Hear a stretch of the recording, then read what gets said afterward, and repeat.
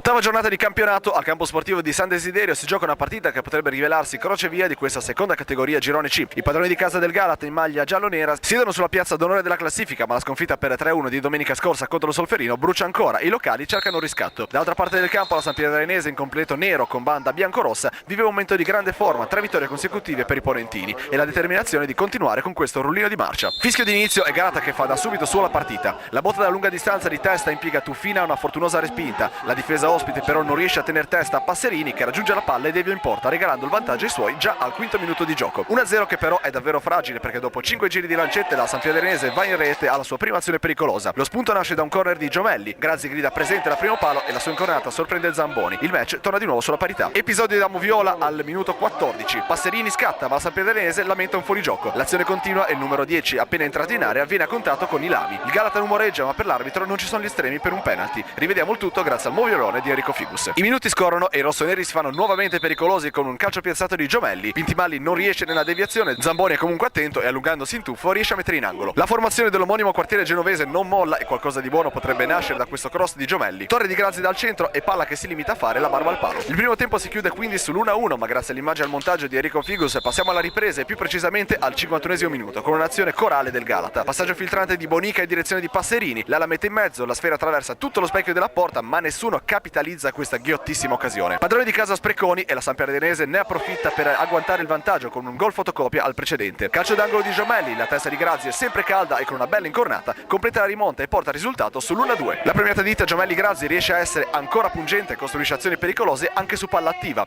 È il numero 11 a ricevere in area ma il suo tiro è completamente impreciso e la punta non può fare altro che mangiarsi le mani per questa azione fallita. Ci stiamo avvicinando alla fine del match e i padroni di casa provano il tutto e per tutto. Prima Passerini sfrutta una palla vagante dal limite per chiamare Tuffina a una respinta pallavolistica. Poco dopo Testa vede l'estremo difensore fuori dai pali ma dalla lunga distanza non riesce a centrare lo specchio della porta. Arriva il triplice fischio, Sampierdarenese batte Galata per 2-1. Bella vittoria in rimonta e prova di coraggio superata per la Sampierdarenese, nulla da fare per il Galata, seconda sconfitta consecutiva per gli uomini di mister Mangini che domenica prossima affronteranno il Sant'Odoro Gargiullo.